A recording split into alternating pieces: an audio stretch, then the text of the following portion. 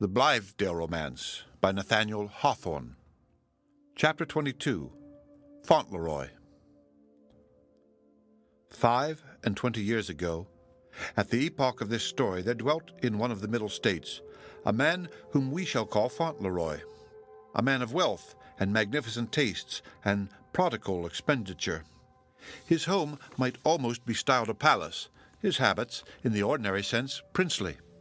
His whole being seemed to have crystallized itself into an external splendor, wherewith he glittered in the eyes of the world and had no other life than upon this gaudy surface. He had married a lovely woman whose nature was deeper than his own, but his affection for her, though it showed largely, was superficial, like all his other manifestations and developments.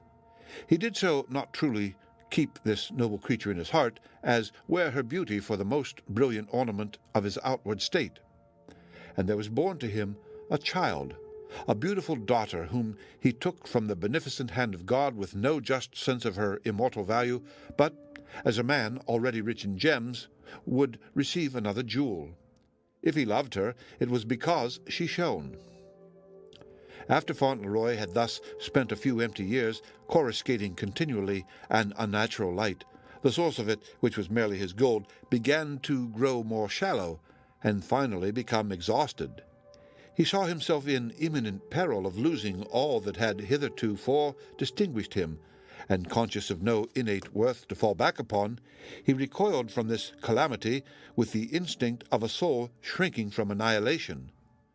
To avoid it, wretched man, or rather to defer it, if but for a month, a day, or only to procure himself the life of a few breaths more amid the false glitter which was now less his own than ever, he made himself guilty of a crime.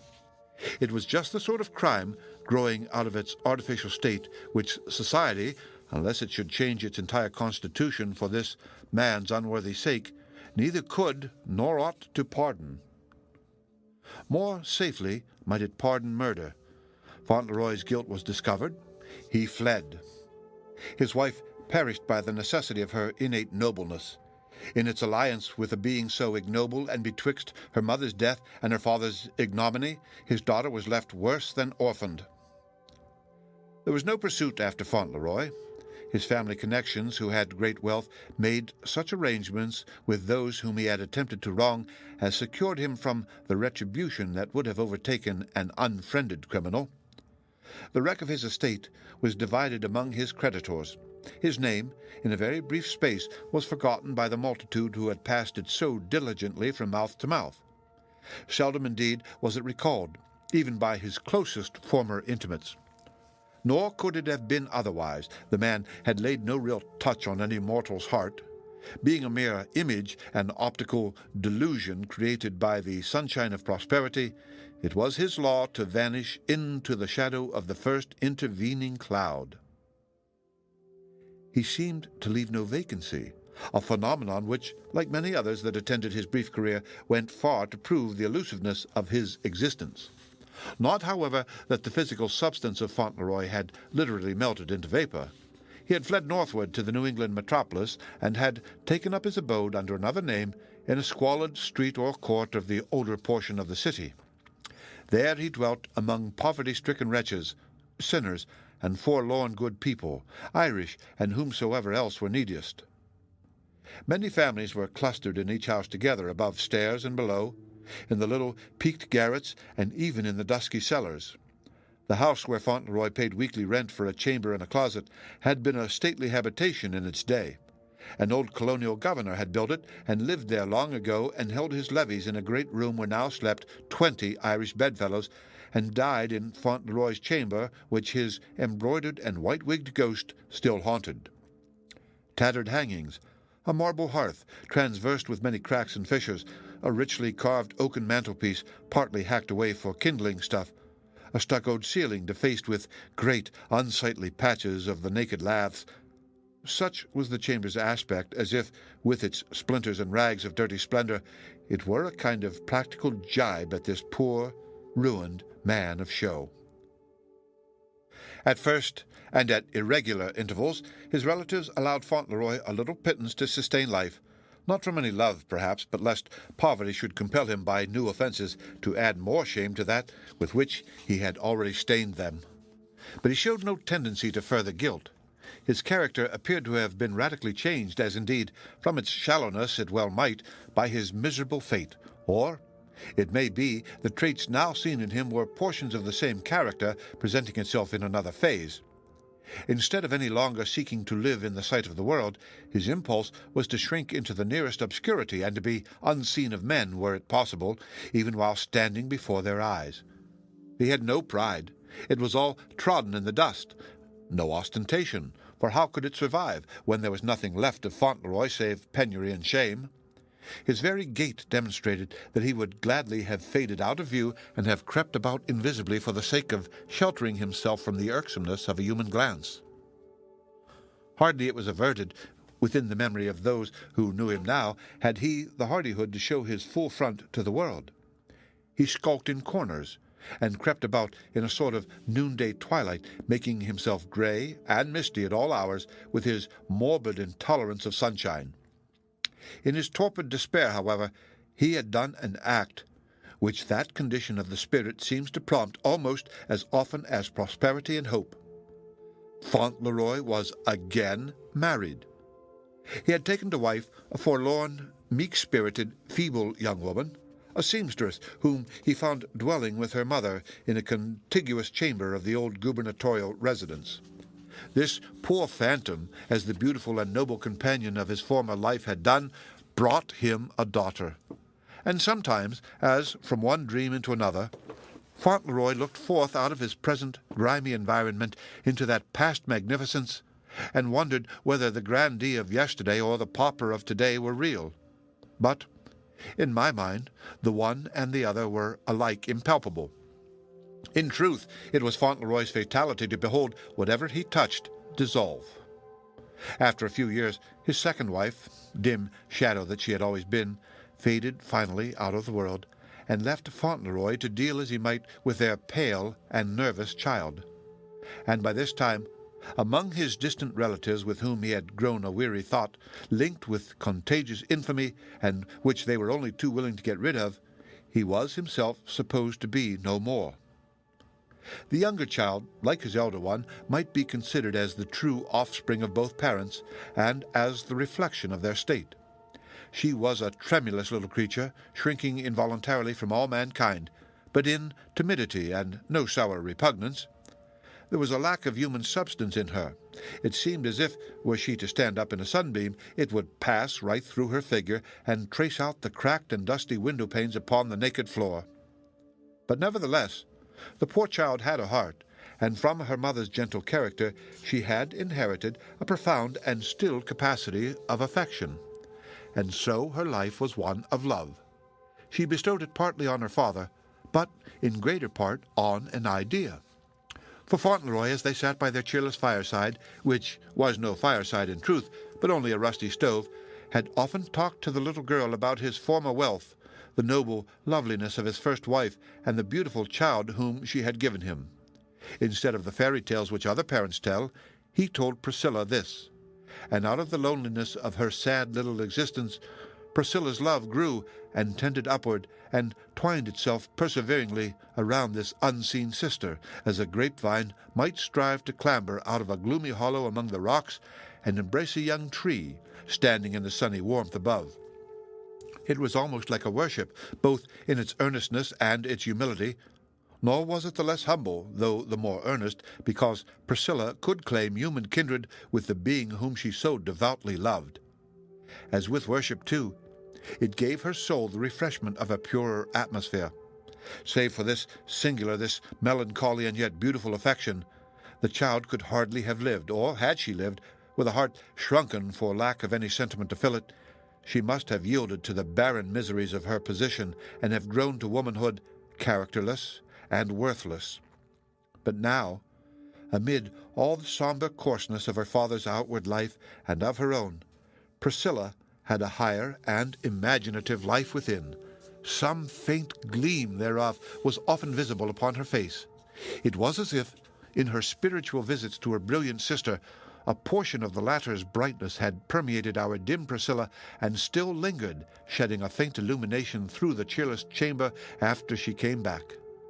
As the child grew up, so pallid and so slender, and with much unaccountable nervousness and all the weaknesses of neglected infancy still haunting her, the gross and simple neighbors whispered strange things about Priscilla. The big red Irish matrons, whose innumerable progeny swarmed out of the adjacent doors, used to mock at the pale western child. They fancied, or at least affirmed it between jest and earnest, that she was not so solid flesh and blood as other children, but mixed largely with a thinner element. They called her Ghost Child, and said that she could indeed vanish when she pleased, but could never, in her densest moments, make herself quite visible. The sun at midday would shine through her. In the first gray of the twilight, she lost all the distinctness of her outline, and if you followed the dim thing into a dark corner, behold, she was not there. And it was true that Priscilla had strange ways and stranger words when she uttered any words at all. Never stirring out of the old governor's dusky house, she sometimes talked of distant places and splendid rooms as if she had just left them. Hidden things were visible to her, at least so the people inferred from obscure hints escaping unawares out of her mouth, and silence was audible. And in all the world there was nothing so difficult to be endured by those who had any dark secret to conceal as the glance of Priscilla's timid and melancholy eyes. Her peculiarities were the theme of continual gossip among the other inhabitants of the gubernatorial mansion. The rumor spread thence into a wider circle. Those who knew old Moody, as he was now called, used often to jeer him at the very street corners about his daughter's gift of second sight and prophecy. It was a period when science, though mostly through its empirical professors, was bringing forward anew a horde of facts and imperfect theories that had partially won credence in elder times, but which modern skepticism had swept away as rubbish. These things were now tossed up again out of the surging ocean of human thought and experience. The story of Priscilla's preternatural manifestations, therefore, attracted a kind of notice of which it would have been deemed wholly unworthy a few years earlier. One day a gentleman ascended the creaking staircase and inquired which was old Moody's chamber door, and several times he came again. He was a marvelously handsome man, still youthful, too, and fashionably dressed, except that Priscilla, in those days, had no beauty, and in the languor of her existence had not yet blossomed into womanhood. There would have been rich food for scandal in these visits, for the girl was unquestionably their sole object, although her father was supposed always to be present. But it must likewise be added, there was something about Priscilla that calumny could not meddle with, and thus far was she privileged either by the preponderance of what was spiritual, or the thin and watery blood that left her cheeks so pallid. Yet if the busy tongues of the neighborhood spared Priscilla in one way, they made themselves amends by renewed and wilder babble on another score. They averred that the strange gentleman was a wizard, and that he had taken advantage of Priscilla's lack of earthly substance to subject her to himself as his familiar spirit, through whose medium he gained cognizance of whatever happened in regions near or remote. The boundaries of his power were defined by the verge of the pit of Tartarus on the one hand, and the third sphere of the celestial world on the other.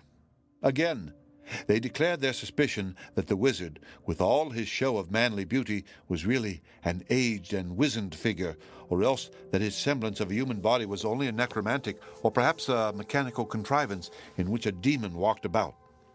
In proof of it, however, they could merely instance a gold band around his upper teeth, which had once been visible to several old women when he smiled at them from the top of the governor's staircase. Of course, this was all absurdity, or mostly so, but after every possible deduction, there remained certain very mysterious points about the stranger's character, as well as the connection that he established with Priscilla.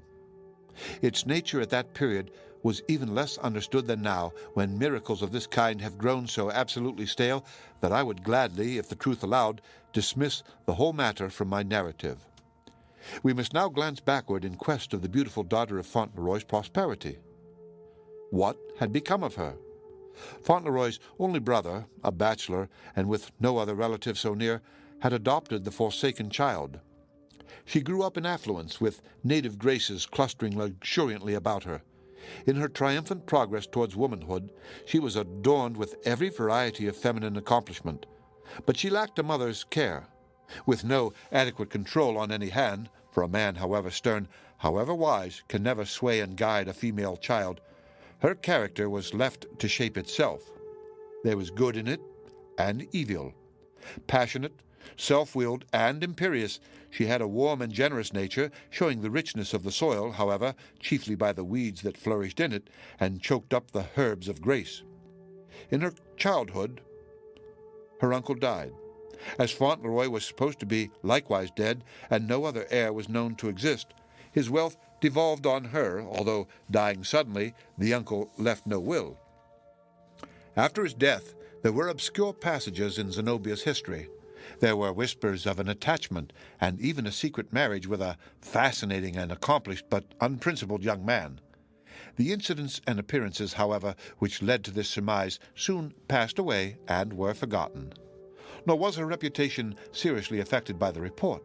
In fact, so great was her native power and influence, and such seemed the careless purity of her nature, that whatever Zenobia did was generally acknowledged as right for her to do.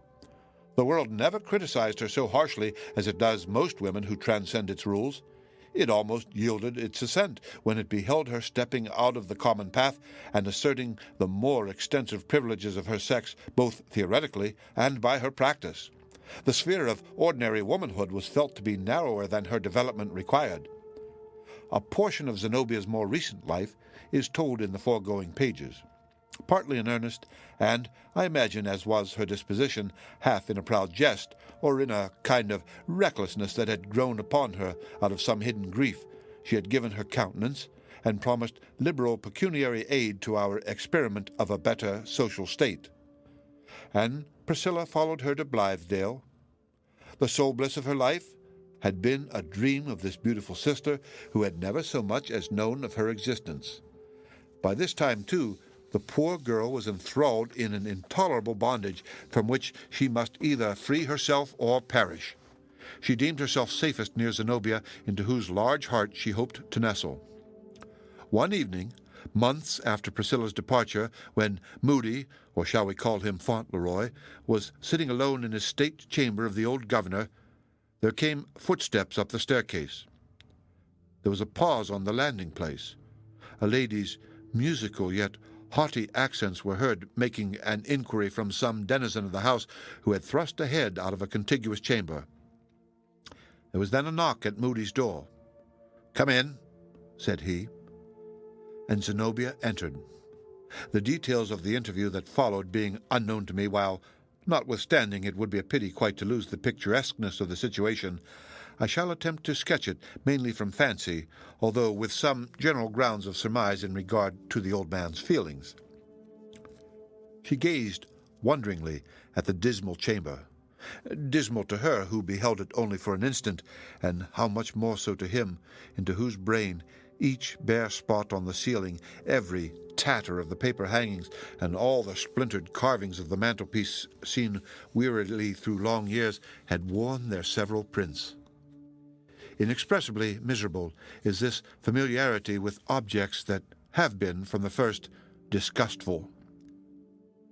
"I have received a strange message," said Zenobia, after a moment's silence, "requesting, or rather enjoining it upon me to come hither.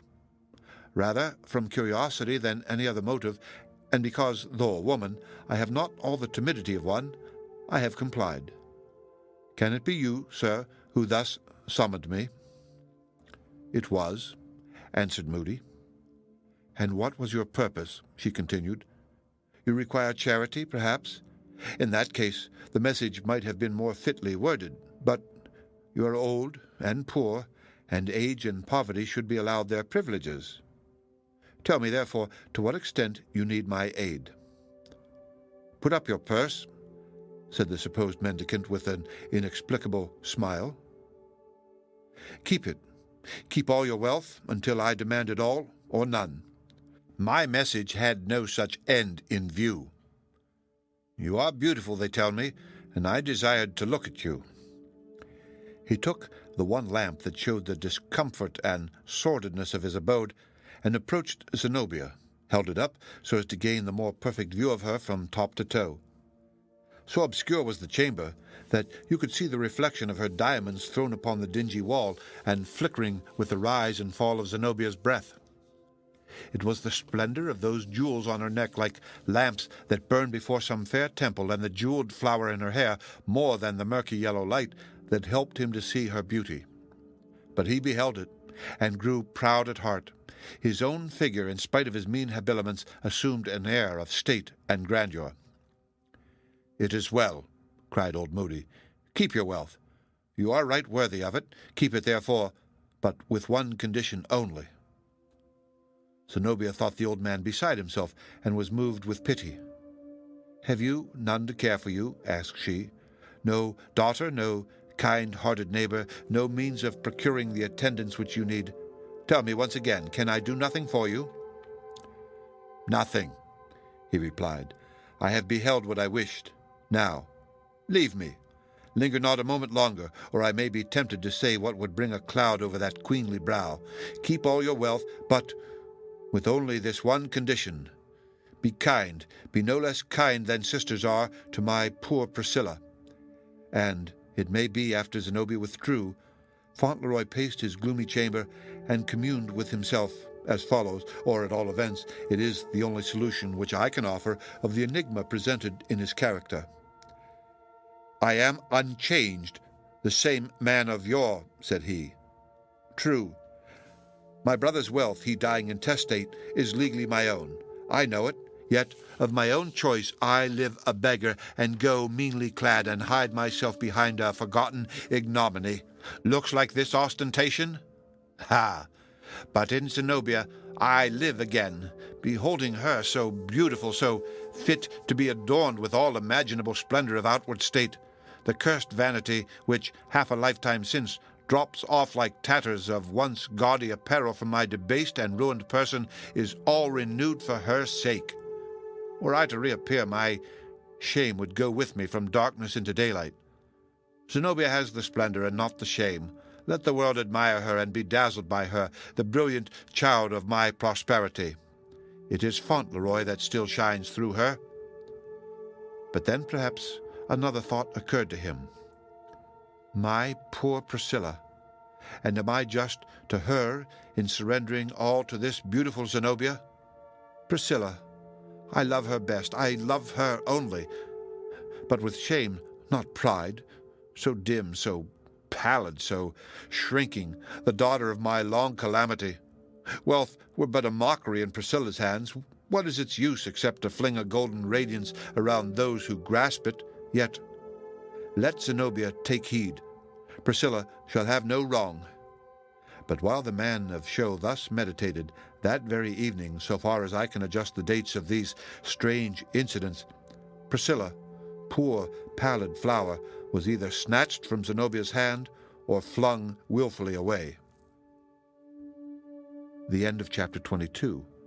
Read by Rick Kishner for Let to Go on the web at fcit.usf.edu.